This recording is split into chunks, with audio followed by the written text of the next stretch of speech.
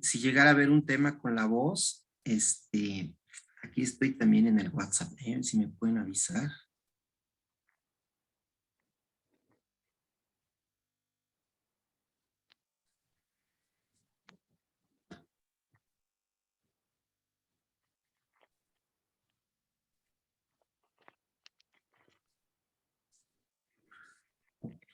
Vamos a empezar, chicos.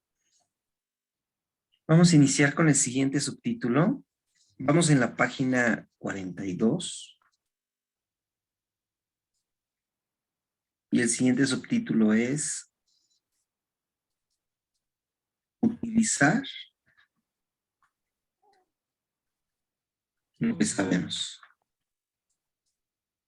Y dice, este principio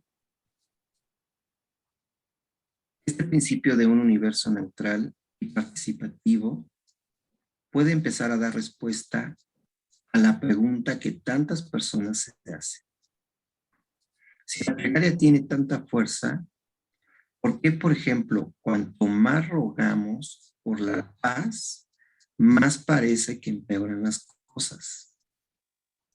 Dejando de lado prejuicios y creencias, es posible que lo que vemos como un mundo inestable y caótico sea simplemente el campo que refleja nuestra idea de que la paz está ausente en el mundo, el eco de nuestro por favor que haya paz en el mundo, que se nos devuelva en forma de caos.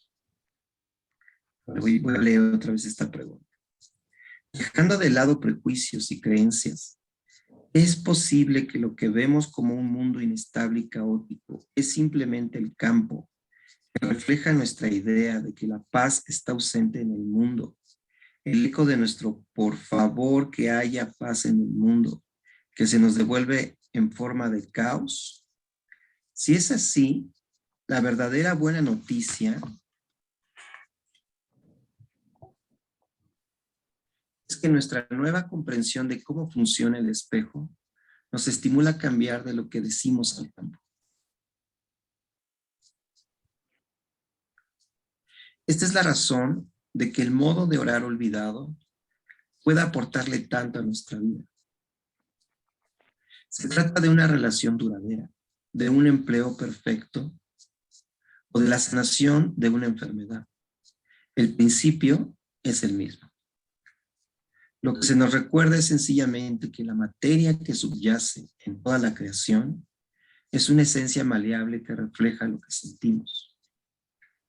De modo que lo que decidimos crear, debemos sentirlo antes como real. Si sabemos sentirlo en el corazón, no solo pensar en ello, sino sentirlo de verdad, será posible en nuestra vida.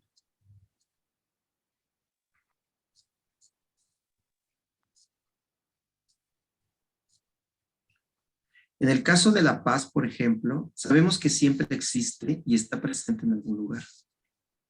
Lo mismo ocurre con la salud y la felicidad. Siempre existen o han existido de una forma u otra en nuestra vida.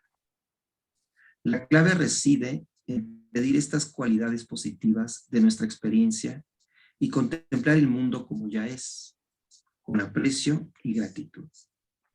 De este modo abrimos la puerta a una mayor posibilidad. Ya hemos visto lo que ocurre cuando millones de personas rezaron por la paz en el mundo. ¿Qué sucedería si millones de personas sintieran gratitud y aprecio por la paz que ya existe? Es evidente que merece la pena intentarlo. Para algunos se trata de una forma nada habitual de considerar su relación con el mundo. En cambio, para otros, es ajustar perfectamente a sus creencias y experiencias pasadas. Estudios científicos avalan estos principios y han descubierto que cuando en un grupo de personas se alivia la tensión mediante la meditación y la plegaria, los efectos se sienten más allá del propio grupo. En 1972, 24 ciudades de Estados Unidos de más de 10,000 habitantes experimentaron importantes cambios en sus comunidades gracias a la colaboración de tan solo 1% de la población, 100 personas. Estos estudios y otros similares condujeron a otro de referencia, el Proyecto Internacional para la Paz en Oriente Medio, que se publicó en el Journal en 1988. Durante la guerra entre Israel y el Líbano, de principios de los años 80, unos investigadores formaron a un grupo de personas para que sintieran la paz en su campo, en lugar de limitarse a pensar en ella o rezar para que llegara. En determinados días del mes y en momentos concretos de cada uno de esos días, los participantes se colocaban en zonas de guerra de todo el mundo, de todo el Oriente Medio. Durante el intervalo de tiempo en que sentían la paz, que los investigadores denominaban la ventana, cesaban los actos terroristas, disminuían los ingresos en urgencias y se reducían los accidentes de tráfico. Cuando aquellas personas dejaban de expresar esos sentimientos, las estadísticas se invertían. En el mismo momento en que un pequeño porcentaje de individuos alcanzaban la paz en sí mismos, esa paz se reflejaba en el mundo que lo rodeaba. En aquellos estudios se tuvieron en cuenta los días laborales, los festivos e incluso los ciclos lunares. Y los datos eran tan consistentes que los investigadores pudieron determinar la cantidad de personas que han de compartir la experiencia de paz para que ésta se refleje en su mundo. El número es la raíz cuadrada del 1% de la población. El número es la raíz cuadrada del 1% de la población. La fórmula genera cantidades más pequeñas de lo que se pudiera pensar. Por ejemplo, en una ciudad de 1 millón de personas,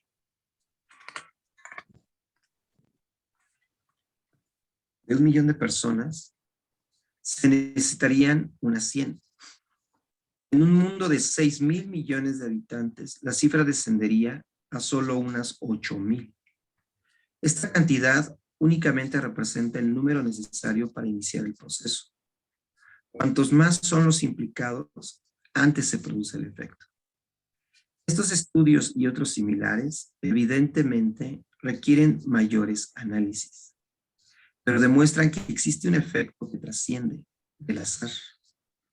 La calidad de nuestras creencias más profundas influye sin duda en las de nuestro mundo exterior.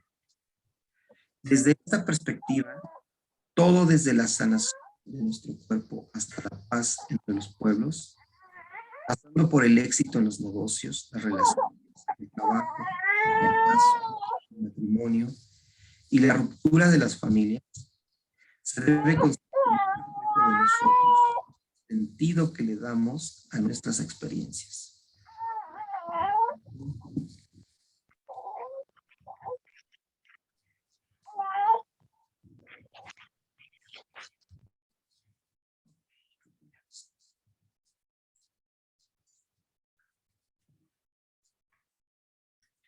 La existencia del campo unitario, además de responder a nuestras preguntas, además de responder a nuestra pregunta anterior de ¿qué ocurre en el mundo?, nos invita a dar un paso más. Unida al conocimiento de la oración basada en el sentimiento, esta sabiduría antigua y moderna nos muestra lo que podemos hacer para mejorar las cosas. Si el mundo y nuestro cuerpo reflejan nuestros pensamientos, sentimientos, emociones y creencias, eso significa que con el sinfín de familias rotas, relaciones fracasadas, pérdidas de empleo y amenazas a la paz que hoy vivimos, el modo en que nos sintamos ante el mundo adquiere mayor importancia que nunca. Resulta evidente que para que el espejo de nuestro mundo refleje lo positivo, estimule la vida y favorezca el cambio duradero, debemos proporcionarle algo con lo que trabajar. Y este algo lo haremos en la relación sutil, pero de gran fuerza existente en el lenguaje de la oración de la mente de Dios, que une toda la creación. En lugar de intentar que el mundo ceda a nuestros deseos, la oración basada en el sentimiento los cambia. Cedemos y el mundo refleja de manera espontánea lo que mejoramos en nosotros. El mundo refleja de manera espontánea lo que mejoramos en nosotros. Se trata de una idea que tal vez se sintetice de la mejor manera en la palabra del filósofo danés del siglo XX, Søren, y dice así: la oración no cambia a Dios, pero sí a quien ora. Así pues, ¿cómo cambiamos nuestra forma de sentir los sufrimientos que nos trae la vida? Aquí es donde realmente empieza el trabajo. Siguiente subtítulo. El mundo es un espejo.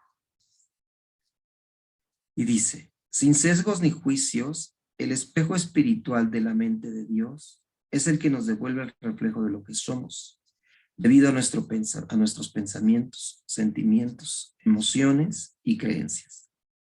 En otras palabras, las experiencias interiores del dolor y del miedo, como las del amor y conmiseración, se convierten en el núcleo del tipo de relación con que nos encontramos en el trabajo, en nuestro grupo de amigos, en nuestras manifestaciones de abundancia, incluso en nuestra salud. La clave de esta forma de ver el mundo es que lo que hacemos como expresión externa de la vida incide menos que aquello en lo que nos convertimos. ¿Cómo nos sentimos ante lo que hacemos? Para entenderlo mejor, veamos un ejemplo. Imaginemos que asistimos a un taller espiritual en el que se habla de los principios interiores del sentimiento, la emoción y la plegaria, así como del papel que todos ellos desempeñan en el mundo. Por circunstancias imprevistas, el taller se ha prolongado 30 minutos más de lo programado. Salimos disparados hacia el aparcamiento y antes de encender las luces del coche, salimos precipitadamente sin prestar atención, con 3 movimientos bruscos y los consiguientes topetazos con otros 3 vehículos para luego enfilar la calle a toda velocidad, poniendo en peligro nuestra vida y la de otras personas el cruzarnos por los 3 carriles porque llegamos tarde a una marcha por la paz. Todo ello significa que no nos hemos enterado de nada. Es posible que el conocimiento de este espejo sutil, pero de inmensa fuerza, nos pueda ayudar a comprender lo que parece que vivimos en el mundo actual. Por esta forma de mirar las cosas, lo que vemos en el cine, en los medios de comunicación y en el mundo que nos rodea, es el reflejo de las creencias que hemos alimentado en nuestra familia y nuestra comunidad en el pasado. Asimismo, los grandes ejemplos de amor, solidaridad y entrega que vemos en las guerras, en los desastres naturales, también son algo más que actos de unas pocas personas que realizan esfuerzos humanitarios en esas zonas devastadas. Son el reflejo de todo lo que se puede hacer cuando se halla la forma de ver más allá del dolor que la vida que nos muestra. La fuerza de reconocer el mundo como reflejo de nuestras creencias es que esta relación, si realmente existe, ha de actuar sobre las creencias beneficiosas y también sobre las destructivas.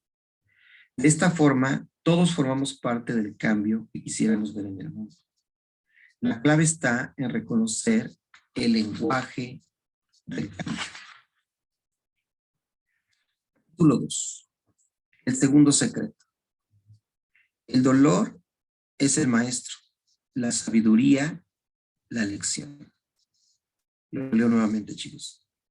El dolor es el maestro, la sabiduría, la elección. Si haces que nazca lo que albergas en tu interior, te salvará. Si no lo haces, te destruirá. Evangelio de Tomás.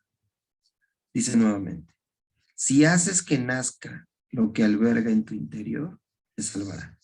Si no lo haces, te destruirá. Y empieza el capítulo 2. Al principio, las imágenes que aparecían en el televisor significaban muy poco para mí. El paisaje me era familiar, pero en las últimas semanas, las escenas gráficas de ese programa se habían vuelto muy habituales.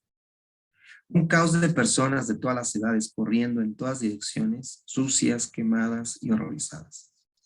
Acababa de regresar a la habitación del hotel después de todo un día de clases en Sydney y sintonicé las noticias para ponerme al día.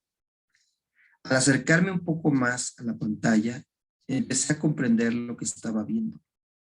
Los canales locales emitían un video desde la escuela número 1 de Beslan, Rusia. Qué curioso, perdón, qué curioso es esto. Los canales locales emitían un video desde la escuela número 1 de Beslan, Rusia, con todas aquellas crudas imágenes. Unos días antes, cientos de niños y adultos habían sido secuestrados por unos terroristas el primer día del nuevo curso escolar. Al final, la cifra de la tragedia fueron escalofriantes. De las aproximadamente 1,200 personas retenidas en el gimnasio de la escuela, casi 350 fueron asesinadas. Más de la mitad de ellas eran niños, muertos sin ninguna razón aparente, aparte de la idea sin sentido de un puñado de individuos airados. Los detalles humanos que fueron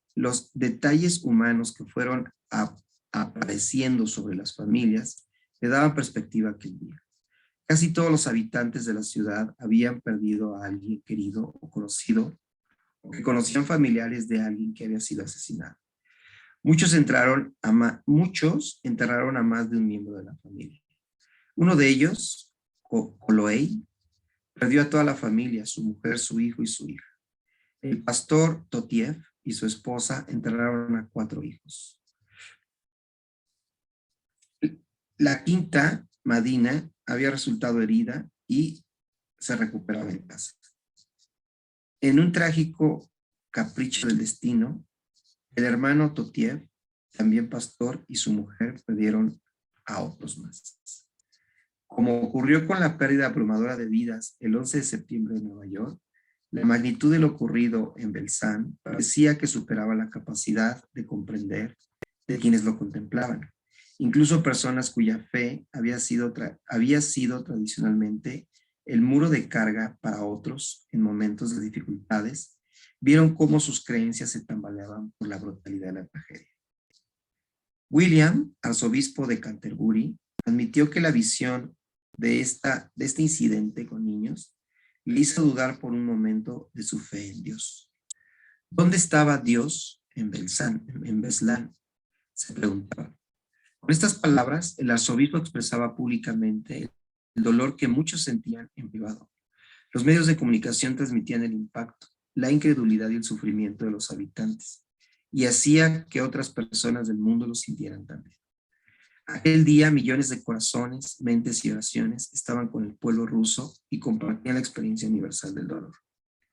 Sea a escala global, como en los casos de Beslan o el 11 de septiembre o en nuestra vida personal, cómo abordar la pérdida y la tragedia es una cuestión que todos tendemos a responder a lo largo de la vida.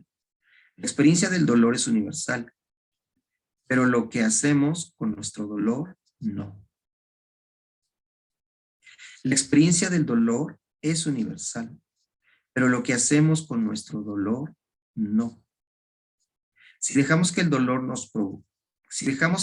que nos provoca, los desengaños y las pérdidas que sufrimos a lo largo de nuestro deambular por este planeta sigan irresueltos, pueden destruirnos la salud, la vida y las relaciones que más amamos. Si, en cambio, sabemos encontrar sabiduría en el dolor, seremos capaces de darles un nuevo significado a las experiencias más terribles. De este modo, nos hacemos mejores personas, para nosotros mismos, para nuestras familias y para nuestra comunidad. Así es como construimos un mundo más evolucionado. Siguiente subtítulo. Está en forma de pregunta. ¿Cuánto podemos soportar? Hace siglos que se admite y reverencia el conocimiento de la fuerza que nos aguarda más allá de nuestro sufrimiento. Hace ya casi 2000 años, en el siglo II, se describía en los manuscritos de la biblioteca de Nag, con palabras que tienen hoy tanto sentido como lo tuvieron cuando fueron escritas. Entre los antiguos textos gnósticos, hay pasajes que señalan que nuestra vulnerabilidad al sufrimiento es la puerta de acceso a la sanación y la vida. En estos escritos, uno de los textos recuperados más evocadores, el autor habla del poder de nuestra vulnerabilidad como parte de un sermón del Maestro Jesús. Bienaventurado el que ha sufrido y ha hallado la vida. En otro fragmento de aquellas enseñanzas, Jesús dice: lo que poseéis os salvará si hacéis que salga de vuestro interior.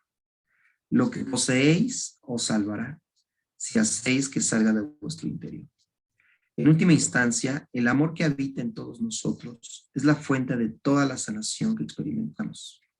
Sin embargo, para sentir nuestro amor, debemos ser vulnerables al dolor, que constituye un medio para reconocer la profundidad que pueden alcanzar nuestros sentimientos. La capacidad de sentir dolor en nosotros mismos y también la de sentir empatía por el de los demás nos muestra lo intensamente que podemos amar.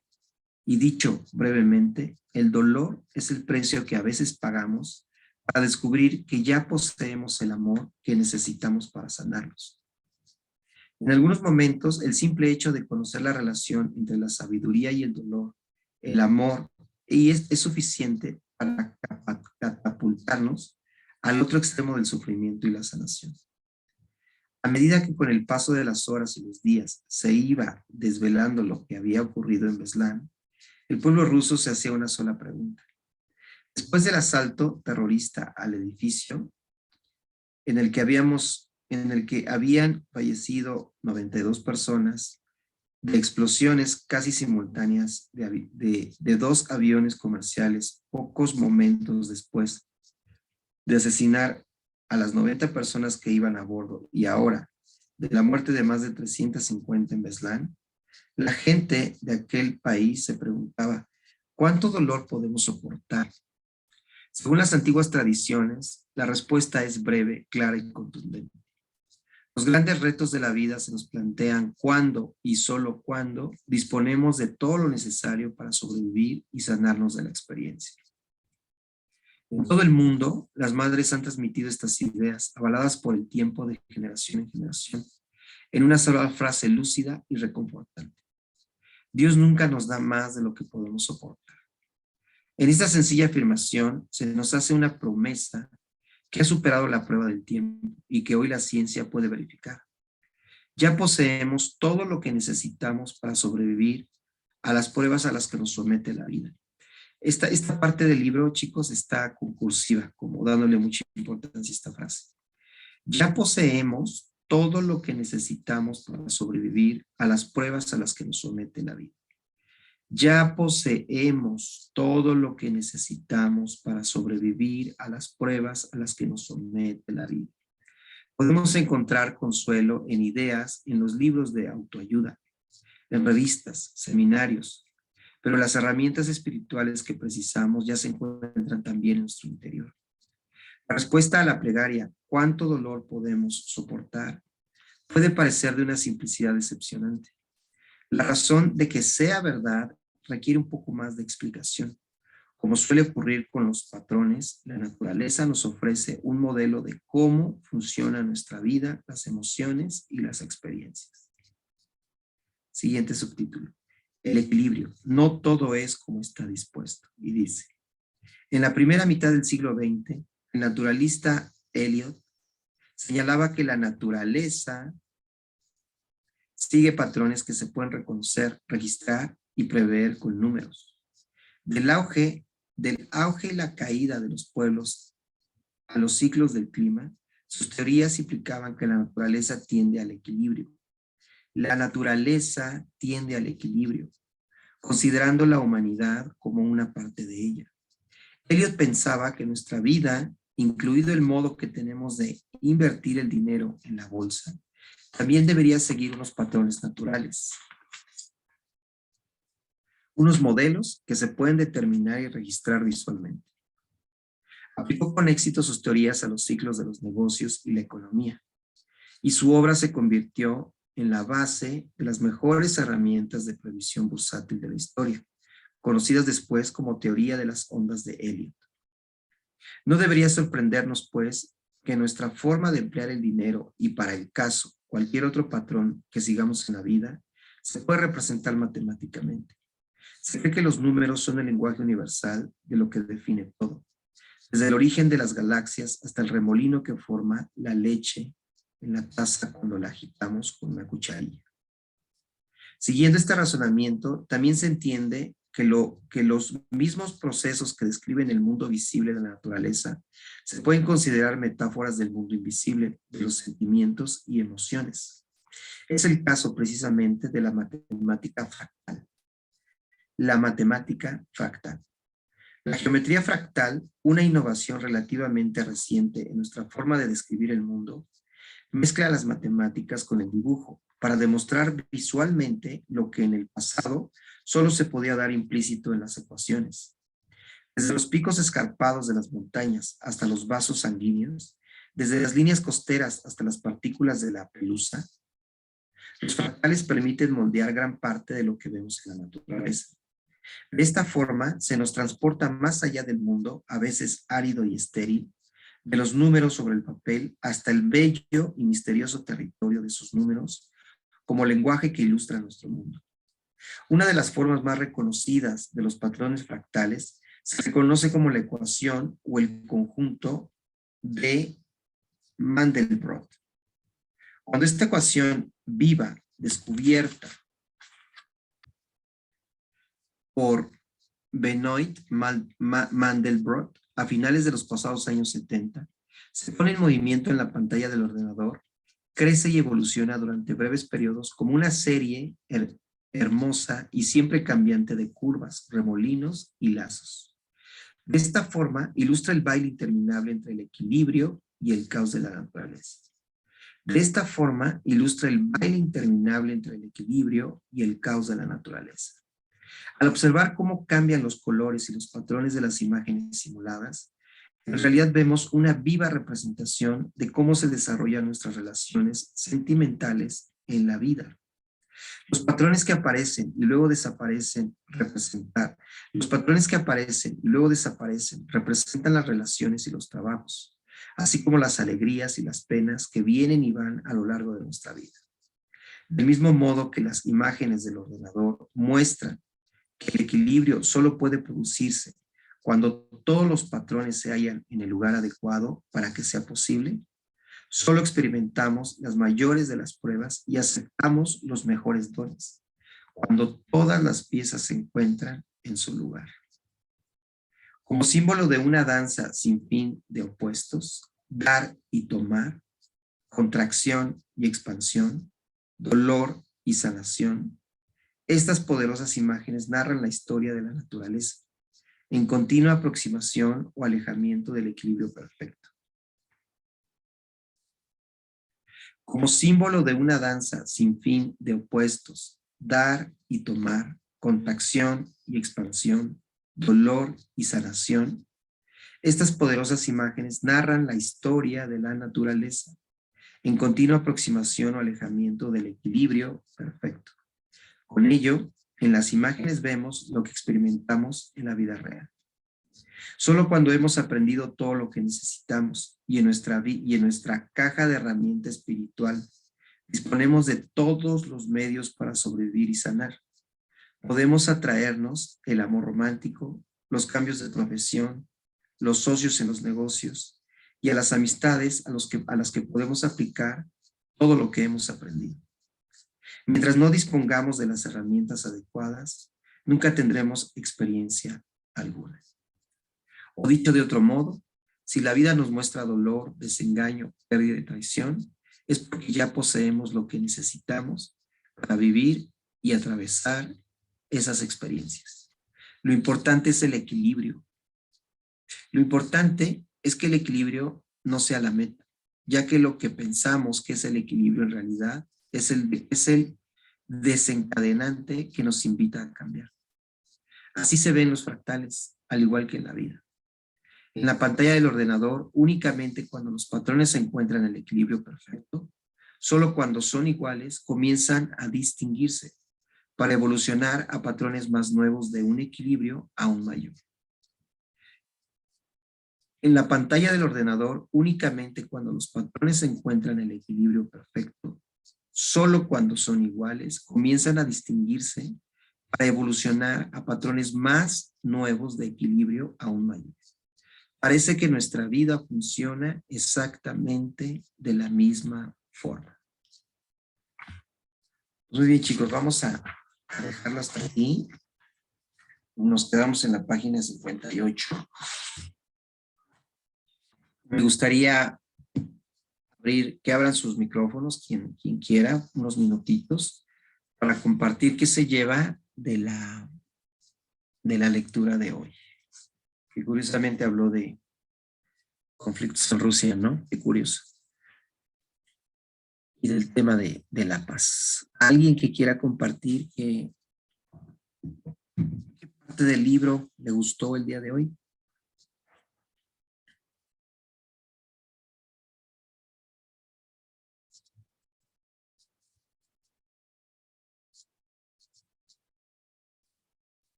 ¿Nadie? A mí me gustó cómo habla del equilibrio de la naturaleza. Cómo, pues siempre, o sea, se va nivelando, se va acomodando para tener armonía. Eso, pues siempre nos trae enseñanzas, ¿no? A veces nosotros, pues como personas, pues tenemos de alguna manera esos conflictos, esas, no sé, malas relaciones y eso, pues hace que perdamos armonía, que perdamos la paz, que entonces, pero cuando volvemos a ver hacia la naturaleza, vemos el equilibrio y eso pues trae muchas enseñanzas. Ok. Muy bien, Hermila, muchas gracias. El equilibrio, ¿verdad? Sí. Ok. Muy bien, mujer, muchas gracias. Muchas gracias. ¿Alguien más, chicos? Yo quiero comentar. Adelante. Bueno, Adelante, por mujer. ejemplo, esta parte de que habla de que si estamos preparados para las situaciones que se presentan, pues a mí me hizo recordar que, bueno, cuando mis hijas estaban muy pequeñitas fue una situación con mi hermano fuerte.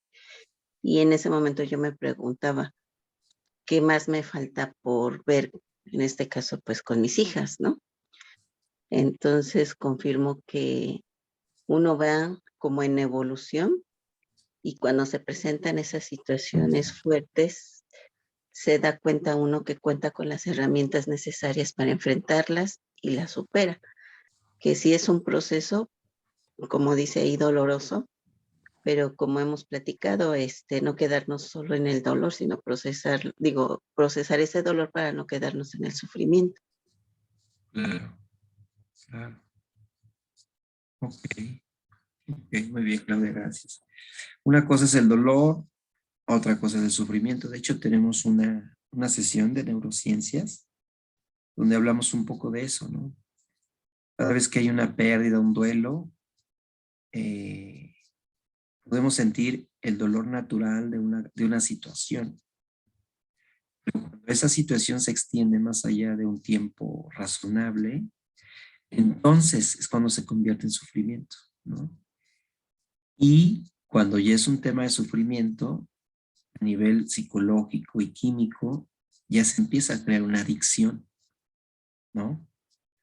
Entonces, creo que hoy el libro nos brinda elementos importantes. Uno de ellos es, me llama mucho la atención que cuando, por ejemplo, ¿no? Ahorita que hay conflictos internacionales, y el libro lo dice, pedimos por la paz, pero desde esta súplica donde no existe, ¿no? Y lo que hablábamos la sesión pasada en la lectura.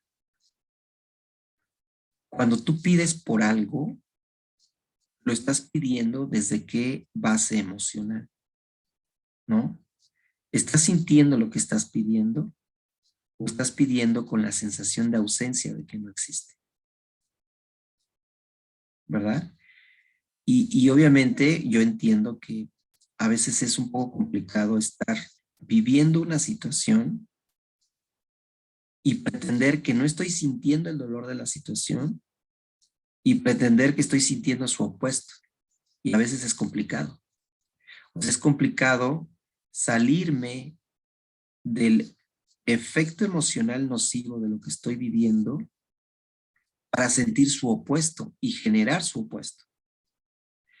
Y es por eso, chicos, que hemos hablado mucho en las sesiones de aprender a relajarme. Porque cada vez que yo aprendo a relajarme, y la más conocida o la herramienta más reciente de la que hemos estado hablando, es la relajación progresiva de Jacobson. Cuando yo someto a mi cuerpo, a mi cerebro, a través de mi respiración, a través de esta relajación progresiva, lo que estoy haciendo es que por lo menos en la mañana o en la noche, estoy desconectando mi cuerpo de esa realidad que lo estresa, de esa realidad que lo conecta con el dolor o incluso ya con el sufrimiento, en esa área de vida, ¿no? Y que esa meditación o relajación, al desconectarme, aunque sea por 12 minutos, porque inhalo, exhalo, tenso y relajo mis músculos, ese momento de respiro que le doy a mi interior es como si pusiera mi cuerpo en neutral. Y cuando mi cuerpo está en neutral, no está con la misma rumia en los momentos más climáticos del dolor o el sufrimiento, el enojo o el conflicto. Y es justo ese momento el mejor estado para entonces aplicar estos 3 pasos de Herman, que básicamente es poner mi atención en el corazón, seguir respirando unos minutos para relajar aún más el corazón, y en ese estado neutral de quietud es mucho más fácil poder evocar las imágenes y los sentimientos que quiero proyectar en mi mundo. ¿Sí me explico? El ejemplo que da el libro hoy. Este chico o esta persona que se toma todo un día un taller de cómo evocar la paz del mundo. Y lo primero que hace al salir es arrancarse a toda velocidad, casi chocar con 3 autos porque va a una marcha contra la paz o a favor de la paz. Como dice el libro, obviamente no entendió nada. Entonces, esto yo lo comparo con querer evocar el sentimiento que quiero que se manifieste en mi vida, ¿no? Con hechos, con acciones, con cosas materializadas, pero desde un estado de estrés, ¿no? O de ira, o de angustia. So, obviamente, desde ese lugar, hacer la petición es imposible. No es posible. Por eso la meditación de Jacobson. Por eso hay otra sesión, la respiración consciente, que está pública en mi canal de YouTube. Véanla nuevamente, chicos. Ahí no hablamos tanto de Jacobson, sino hablamos de técnicas de respiración. Y es un circuito práctico de tres pasos con 3 técnicas diferentes de respiración. El saber respirar, y ahí lo explicamos a detalle casi 2 horas, también me ayuda a llegar a ese punto neutral en mi interior, de donde es más fácil despegar las nuevas emociones. La emoción de la paz, la emoción de la tranquilidad, la emoción del amor, la emoción de la abundancia. Porque pretender ir de un estado de angustia a un estado de paz sin relajar el cuerpo, la mente, es prácticamente imposible. ¿Verdad? Además de que este circuito práctico de la respiración, en este tema que les digo, respiración consciente, y lo que hemos hablado de la relajación progresiva de Jacobson, lo que provocan es que nuestro cerebro descienda de ondas beta de estrés a ondas alfa. Y en esas ondas alfa es mucho más fácil evocar el sentimiento que quiero. Pero recuerden, ¿no?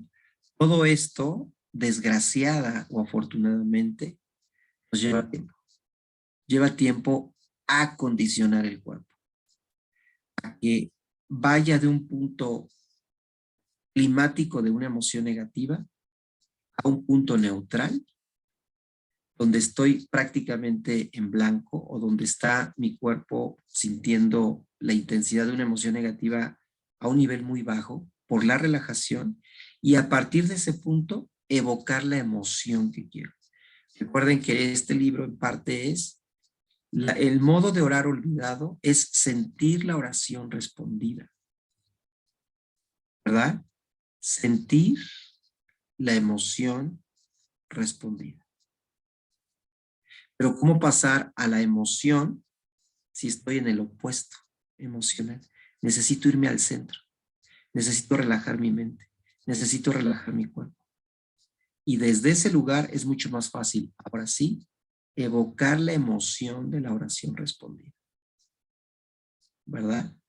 Por eso la relajación progresiva de Jacobson o el circuito de práctico de la respiración, que son 3 tipos de respiración.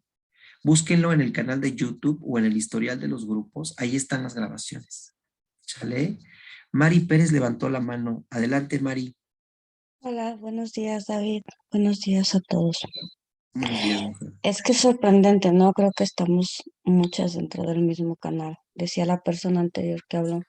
Estamos ah, preparados para vivir con el dolor, ¿no? De irlo canalizando y de irlo soltando. Igual el libro dice que vivimos lo que somos capaces de soportar. Claro. Entonces, y la duda al igual, ¿no? Como a todas. ¿Soy capaz realmente de soportar todo esto? Entonces, me pongo a pensar que yo me convertí, ¿no? En una de esas fábricas que contamina la tierra, ¿no? De esas que avienta químicos y los tapa y ya, se acabó el problema, ¿no? Y sigue generando químicos o siguen llegando químicos a mi vida. En este caso es toda la vivencia de la vida. Eh, y en ciertas situaciones grandes, hoy me pregunto, ¿realmente he superado todo ese dolor desde el fondo de la capacidad de superarlo? ¿O solo hice lo que la fábrica, ¿no? Lo enterré y hoy llega el momento en el que está saliendo a flote, ¿no? Que se apoderó de mi ser, de mi cuerpo, de mi ánimo. Y hoy explota como una bomba, ¿no? Llega el momento en el que dices, bueno, si realmente lo estoy superando, vamos a ver de qué manera lo superé y empiezas a preguntar para todavía ser más consciente y no sentirte tan culpable de estar haciendo un cambio, ¿no? Y te das cuenta que salen cosas peores de las que tú estabas guardando, ¿no? Que muchas cosas se confirman, que muchas cosas te generan todavía más dolor del que querías soltar. Y, y miedos hay, muchos, muchos, muchos, muchos miedos. En el aspecto de mi hermana, me costó un año salir a la calle, me costó un año ver la oscuridad, ver la noche, ver salir de noche, ¿no? Salía de noche y lo enfrenté desde el día 1 que ella se fue, salir de noche, ¿no? Pero con ese miedo, con esa preocupación, y decía yo, Señor, o sea, ¿de verdad estoy capacitada para aguantar este dolor o lo estoy aguantando para poder sostener a más personas a mi alrededor, ¿no? Me toca a mí, me toca a mí vivirlo o soy yo la que se lo quiere quedar para vivirlo. Y son preguntas que a veces no tienen respuesta.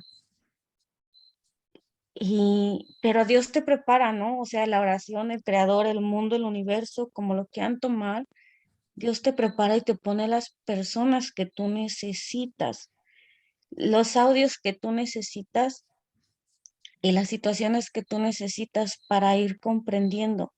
Cuando hablaste de que estamos preparados para el dolor, hasta desperté más, ¿no? Porque el tema todavía se hizo mucho más interesante.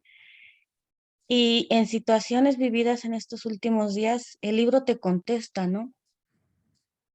Necesitamos verlo desde el ámbito, no de ausencia, sino de realidad.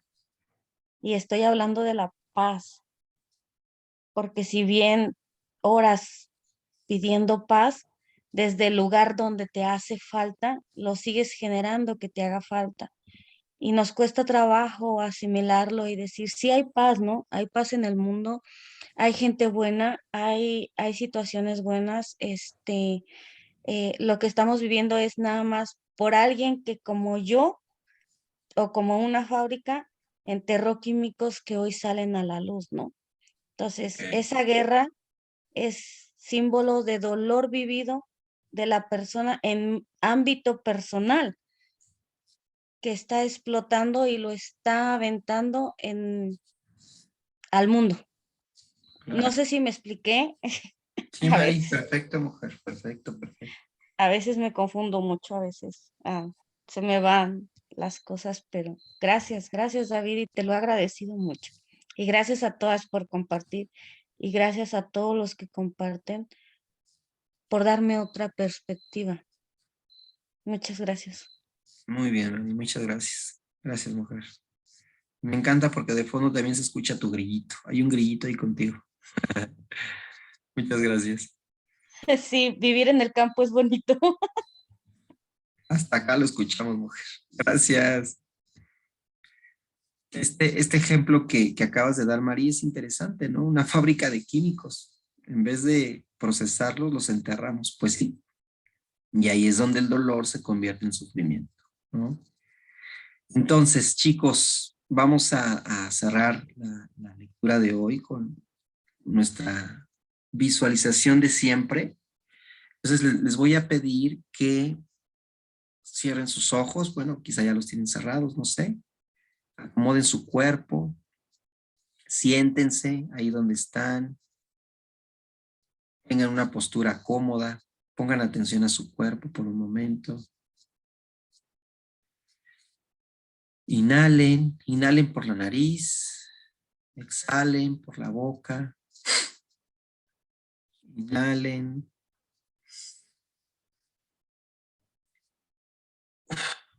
Exhalen.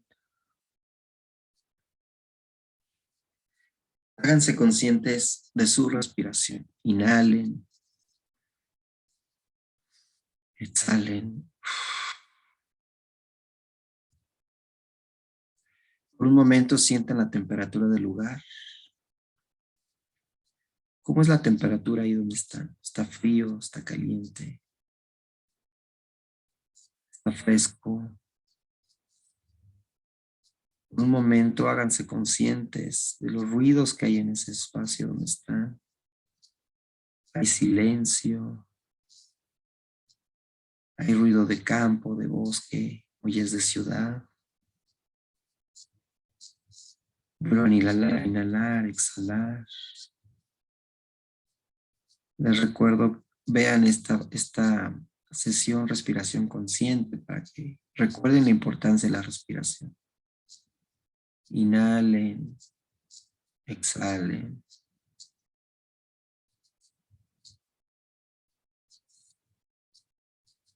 Relajen su cuerpo, relajen su interior.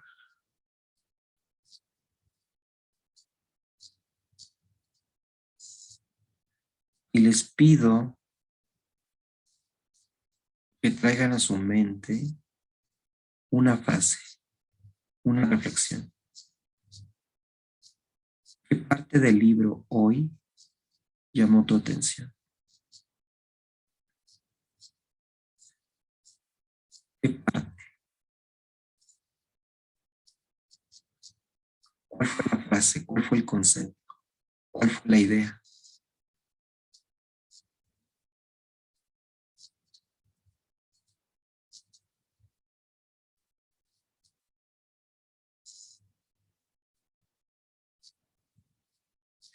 Y te pido que imagines por un momento de qué manera esa idea, esa reflexión, esa frase hoy la puedes aplicar hoy.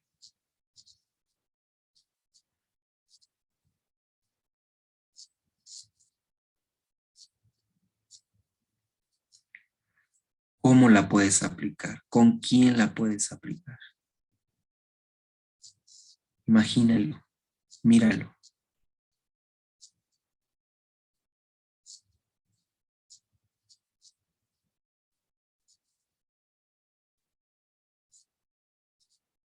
Y piensa por un momento de qué forma el aplicar esto hoy te puede beneficiar. ¿De qué forma? ¿De qué forma puede beneficiar a terceros, familia, socios, amigos, incluso desconocidos?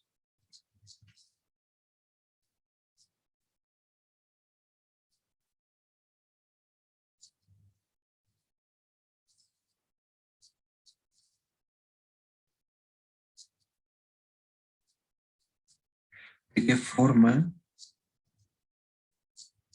lo que aprendiste hoy al aplicarlo te puede beneficiar?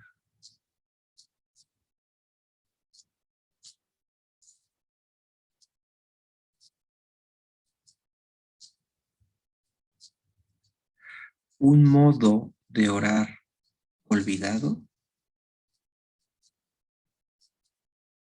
lo puedes convertir en un ritual, un hábito, una estrategia, un método. Respirando e inhalando, llevar tu cuerpo, tu mente y emociones a un punto neutro emocional. Y desde ese lugar, entonces, evocar la emoción de tu oración respondida. Paz, tranquilidad, quietud, armonía, unidad, amor, seguridad. Sentir la emoción de esa oración respondida es la clave.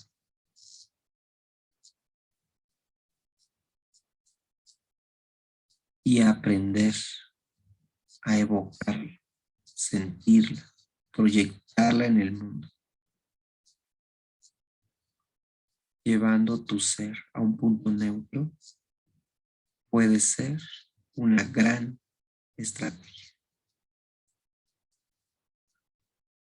Para aquellos que tienen hijos, para aquellos que tienen nietos, si ellos lo aprendieran y lo aplicaran, ¿mejoraría su vida en algún sentido?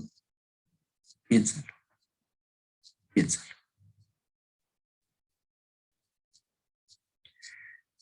Así que chicos, inhalen, exhalen, háganse conscientes en este estado de quietud, de su respiración, de su cuerpo, de los sonidos del lugar, y como siempre se los recomiendo, cuando cerremos la sesión, en este estado de tranquilidad, de serenidad, agarren su libreta y apunten todas sus reflexiones, todas las reflexiones que puedan venir a ustedes en este momento, y guárdenlo como un diario de lectura, de lo que se han llevado cada miércoles, cada viernes hasta ahora.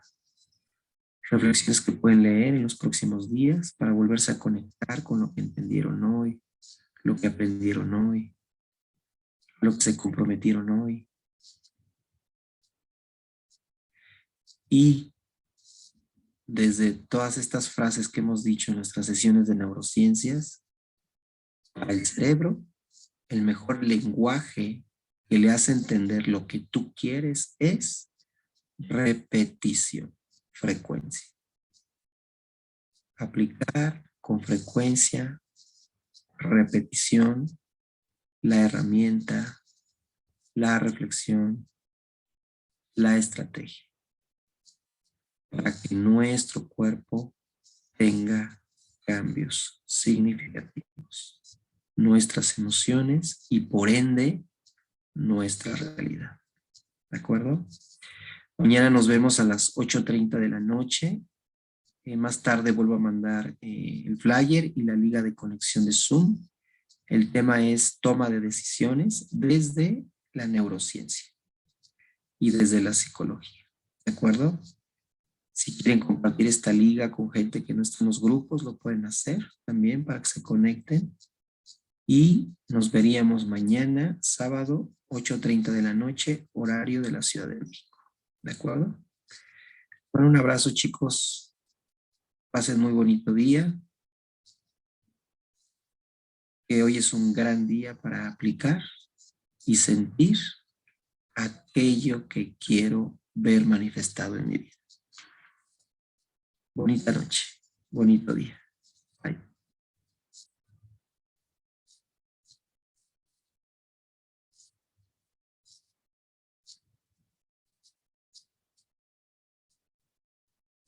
Un abrazo, chicos, bonito día.